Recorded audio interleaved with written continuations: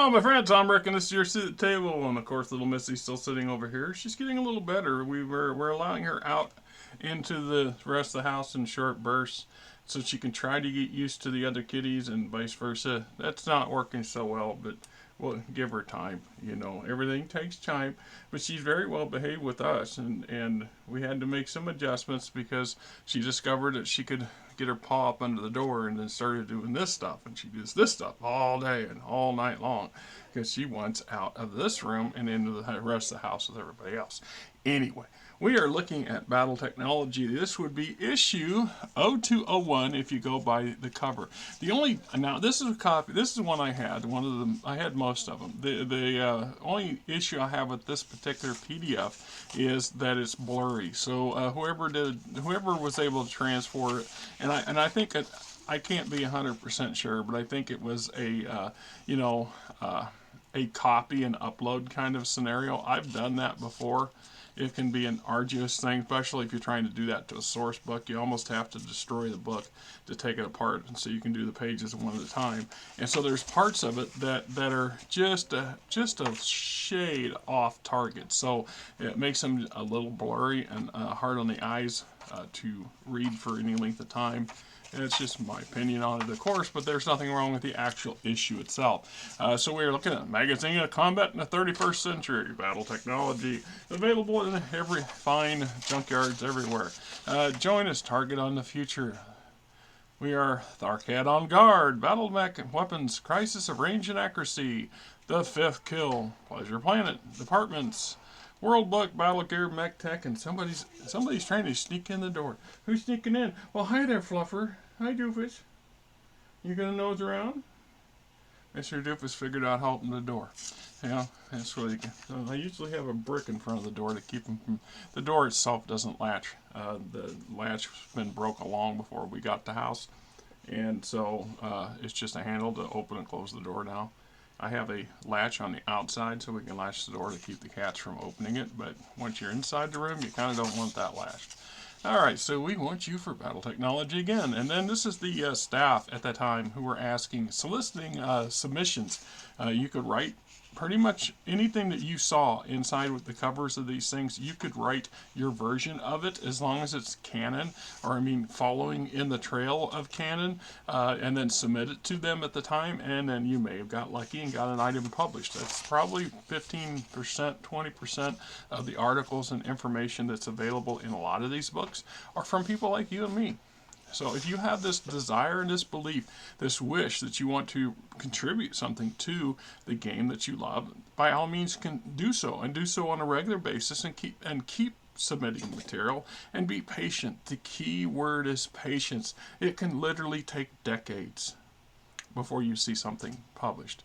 And it might surprise you what will get their attention and what won't get their attention, because they themselves don't necessarily know what they're looking for. And that can vary from issue to issue and product from product. So, you might get lucky. It's like artwork. If you have really talented skills in the artwork department, by all means submit artwork to them. As a matter of fact, I suggest if you have talent in the art department, work towards non-mech scenes. There's a lot of stuff with mechs. Mechs are obviously a big component for BattleTech, the whole purpose of it existing, yes. That said, they're overrepresented when it comes to the artwork. So there are lots and lots of stuff that you could, not just character. People want to do bios of people. They want to do an artwork of an individual that's famous. Great, do those. There's never enough of them. By all means, put them out there. Put them on the internet. Submit them, donate them, put them out for free.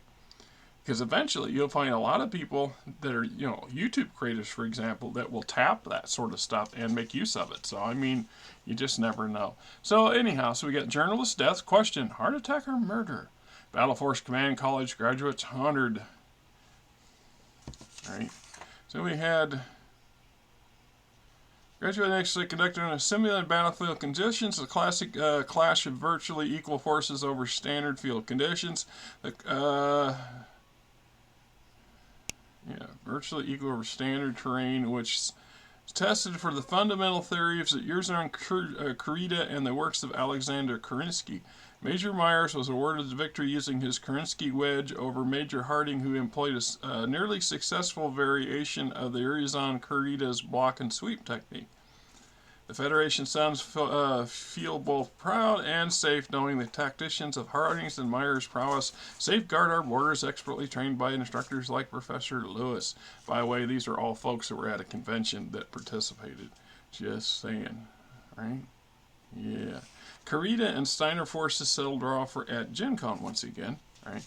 So we have Wheel, a Star League miracle on the Draconian border. Stellar data, system data, planetary data, other information. Approach to Wheel. So basically a big giant orbiting space habitat and lots of zero or light atmosphere, light gravity, or zero gravity, zero atmosphere operations going on here.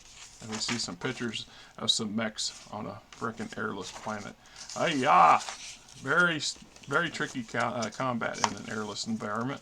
If anything worse is and very few things worse than a vacuum or a vacuum environment to fight in, as far as I'm concerned.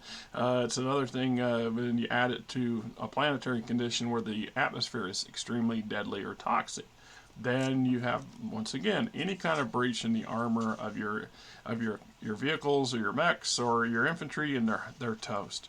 So we have a section on assault rifles. The Federated Industry 7.5 millimeter assault rifle, the Zeus heavy rifle, the Galileo model 3003, the CRT AR, the Beretta Arms model AR-90, Thompson GPR, right? Yes, and you can't have any kind of combat in an airless, vacuumless condition without the conversation of decompression. So here we have decompression. Surprise on Ramsu's moon, right? So we get a little bit of the story about somebody dealing with that kind of environment and having to deal with the results of it. Yes. What? Get it, Doofus. Doofus has found the scratching. We got one of these toys that go on the floor. It's circle. Got a circle, cardboard circle thing in the center, and there's a ball in it. He just discovered the cardboard. Now he discovered Missy. Yes, Doofus, that's Missy. Can you be nice to Missy? You're nice to everybody, ain't you? Except for me. Yeah, you're nice to everybody. Yeah. Okay, Doofus. Yes, I know. It's your first time meeting Missy. Okay, I'll let you go on. Go on back outside. Good boy. He decided he didn't want to talk to Missy for very long. It's okay, Missy. They'll all get to like you sooner or later. You just got to get past that meet and greet phase. Tharkad on guard. Wars and rumors of wars do little to slow the Lyran economy. Right. Tharkad is a winter world. Ice caps this spectacularly beautiful planet extend north and south. Blah, blah, blah, blah, blah, blah. Right? Yes. Oh, the right is the throne room on Tharkad. To the left is the shadow of Mount Wooten. Oh, boy. BattleMech weapons. A crisis of range and accuracy. Right?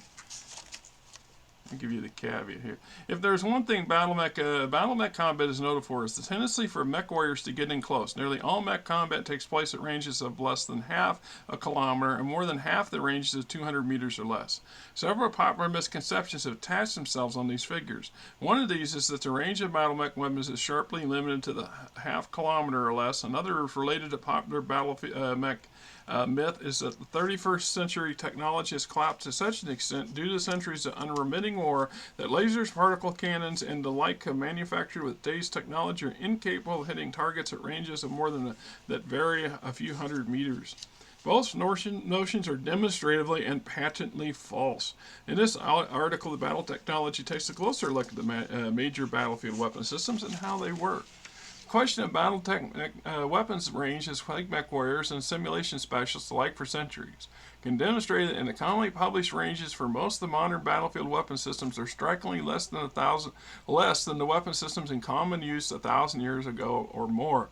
In the 20th century, for example. All right, so basically they're trying to address in canon or in character the common gripe or quip that most Mech Warrior or BattleTech players have over time is when we make the argument, when we step back from our immersion into the big stompy robot world and we look at things from the real world perspective, we start going, well, why is it that, you know, we have guided missiles and we have this and we have that and they don't have it? And why is it that our weapons grossly outrange the weapons in BattleMech? Well, blah, blah, blah. Well, this is what they're trying to help to address. Grant you, keep in mind, the literal thing to keep in mind here, when we're talking, you know, just common sense crap. I'm just saying the obvious thing here. These were people that created a game mechanic systems for something they thought would be fun.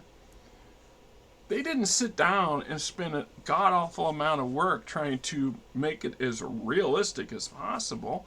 There's certain things that you just have to accept and buy in, yet we tend to choose to ignore. Or you tend to gripe like me. I gripe constantly about the unlikelihood that a few thousand jump ships keeps the entire inner sphere and associated periphery functioning. No, I'm never going to buy into that. But they've made plenty of efforts over time to make attempts to explain it. So this is another one of those attempts when we're talking about dealing with things that are related to real world scenarios. So they didn't think about it. They really didn't care. It's the same thing about schematics and appearances, because let's be truthful. If you look at a lot of the artwork for BattleMechs, the weapon systems are extremely over-exaggerated in size. There's no way that a missile battery launcher would have missiles the size of a human being in the role that we talk about using them for, like LRM launchers and SRM launchers. That's retarded. No, they're nowhere near that big. So we have a tendency to over embellish them in the artwork, which gives us this illusion things are much bigger than they are. It's like the ranges. Well, one of the earliest arguments that I can remember most of us accepted as reasonable was that it wasn't the weapon systems, it was the targeting computers. That the fact that yes, the technology has degraded that much. As of 3025, the technology had backslid that much since the Starlink era, some 300 years earlier, that that a lot of the computers and tactical computers and things like, or tactical systems and extremely complex electronic systems ceased to exist, mostly because the lack of the deep, in-depth manufacturing chain that's required to produce things like this, and the knowledge. Now, outside of very tiny pockets, and mostly Comstar, a lot of that technology ceased to exist because the houses had the inability to repair the damage to the existing factories that originally produced it, and then, more importantly, were unable to replace and repair the many secondary factories that are required to produce the components that produce the technology, etc. And it just kept getting worse, especially when your neighbors are hell-bent on making sure that you don't have access to that. So we're going to trash everything, and if nothing else, we're going to nuke your planet into a hellscape. So we have lasers, the light fantastic, missiles, unguided messengers of death, autocannons, machine guns with a kick, the particle projection cannon, lightning made to order. Yeah.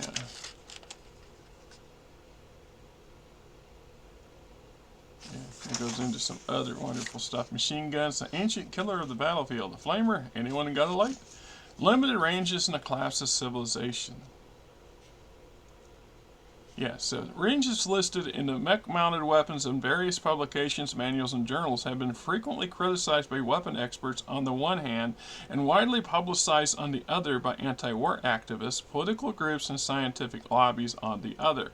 Weapons experts insist on range figures ultimately at a half a meter or half a kilometer or less are far too short to be accurately reflect mech weapon capabilities. Various political and activist groups insist that they reflect a complete collapse of modern technology, but the ongoing successor states a clear warning that men must cease to favor this favorite pastime of war on a planetary scale, or watch as a civilization collapse into a new and final dark age of barbarism and ignorance. No, final dark age? No, we're talking mankind. Into a dark age? Absolutely. But then we will have hundreds of worlds across the near Milky Way settled with human colonies, and quite many of them quite thriving quite well. And it's just inevitable before the technology slide will stop and reverse itself. It just won't. Well, what will we recognize the humanity for what it would be if it was 1,000 years to reverse that technological slide? You know, is what it is. So, in fact, the ranges published in journals and manuals have drawn such fire merely reflect the practical considerations of modern combat, and these considerations can be summed up as follows. The modern battlefield is an ECM intensive. Long-range guided or smart munitions are a distinct handicap from various electronics, jammers, and ECM devices. High-tech long-range munitions are expensive. The technological know-how and industrial base required for the manufacturing is scarce. Cheap, easily acquired, and stored in short-range munitions are much more cost-effective and easier to come by. Modern BattleMech armor is extremely effective at dissipating the heat from lasers and particle weapons, as well as distributing and absorbing the shock from explosive projectiles. The mech armor is combined for its movement means even with the intense burst of energy from a pulse layer tends to be distributed over a large portion of the target mech and at greater than effective ranges. Damage from those ranges is considerably reduced, i.e., so that even though a energy-based weapon, for example, could shoot you and hit you from 3 kilometers away, the argument is that the modern equivalent armor would dissipate the distance of the energy shot would be diminished. The energy would be diminished. So by the time that the shot actually connects with the target, that so little of the energy is left to do much. It's just not very much damage. So they stopped discounting it that way. The singular advantage possessed by BattleMechs over conventional heavy armor sentries is their mobility. The use of external sensors with scanner feeds directly to the pilot via normal. Yeah, you know this. Thus achieving lock, blah, blah. Endless barbaricism, extinction, interstellar trade. Just goes on. Excuse me. So, the 5th kill. He's getting a little stuffy all of a sudden in here. I turn my fan up just in here. Sorry about the drone. The 5th kill. Captain Kensie Shaneyfelt, as told by Greggson DuVall, right? I always love the short stories. They're always good. I've never seen a bad one in one of the Battletechnologies. I've seen a couple odd ones, a couple strange ones, but nothing that's really bad. Oh, excuse me. Pleasure Planet. Playhouse of the Inner Sphere. Balos Station. This is Galena, pronounced Galina. Galina. The 9th planet of the Aeolus system, the pleasure planet of the universe, the part of the Lyran Commonwealth, Galina. Alright, so Aeolus Station, the city, let us now praise famous men. The best thing in life for free, a room in the inn, luck to be a lady. Out of the town, buyer beware. Right? Yeah. Okay. So we have the GLD 3R Gladiator. Pair of LRM-10s, pair of medium lasers and jump jets. 2464, the Office of Military Procurement of the Star League set out a request for a proposal for a new type of mech that would be specially designed for long-range support of advanced units. Alright, so this is a 55 medium-ton mech. Cruising speed of 58 kph, maximum speed of 84 kph. I read that right. It's kind of blurry. Jump jet 120 millimeters. Like I said, 2 LRM-10s, 2 medium lasers. This is all standard equipment. I don't see anything fancy on it. I can't say if I don't think I've ever fielded one of these things. I don't know if they were all that in a bag of chips or not.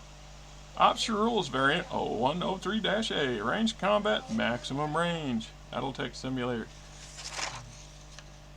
Optional rules for van. So pretty much basically the optional rule idea is that we're going to double up. We're going to double up on our range. Now we get a full-on taste of that. If you think about that, we see the full effects of what Starling cutting-edge technology would have been like when the clans show up.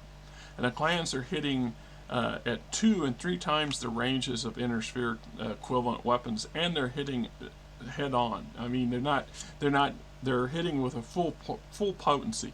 So if you can make that argument that that's your standard weapons, where the inner sphere weapons should be from, that's where your starting base is. Then we go up from there. So if we look at that, and then we go, well, if we gave most of our weapons that extra long range at reduced damage capacity. So in this case, we would have a range that go out to double what your standard or triple what your standard range is, and at no penalty. And then beyond that, we start having a considerable drop off. So if we were to say 2 kilometers is our max range for full powered strikes, and we want to go to 3 kilometers, then we would fire 3 kilometer. We would get our 3 kilometers with a 50% reduction in capability to hit and a 50% reduction in damage. That's the common. So we would not have a uber extreme range, because the drop off for both the impact of energy use and the damage potential would be so negligible that it wouldn't matter. It wouldn't be worth anybody's time or effort, except for extreme dumb luck scenarios, that kind of stuff. So I mean, you know, it's just, then we got some also rules about dealing with the combat and vacuum, 0G, things like that. Alright, some stuff. Ranged combat rifle update. Then we have optional variant 103, 0103-B, BattleMech combat and vacuum. Alright. Shores of the Sea of Gordo scenario. Another scenario. Kill zone over Wyatt. Salvage on Baxter 4. So we got the attacker has 1 Slayer, 8 Stingrays, 2 Thrush, 2 Soldiers, and 4 Union class dropships. Use green Liao Thrush counters for the 2 Soldiers, so that's the same. Defender has the elements of several squadrons of House Steiner fighters based on Wyatt. They include 6 Corsairs, 3 Sadeas, 2 Lucifers, and 2 Chippewas. Okay. I always like space combat, although very few people like space combat in Battletech. In my experience, that doesn't mean they don't, that they're not a lot, you know, the margin's fairly low compared to other stuff. There's so many other game systems that are designed for space and aerial combat that you know, that are more superior. Anyway, this, like I said, according to this, is issue 0201. And I noticed, as I pointed out over time, that some of these issues, their numbers get kind of skewed and screwed up, and they're confusing. So this would be for February 30, 28. Battletechnology, Magazine of Combat in the 3rd Century. And from myself, Rick, and little Missy over here sitting nice and quiet in the corner, and whoever's peeking in the door at the moment. Till next time, have yourself a great weekend.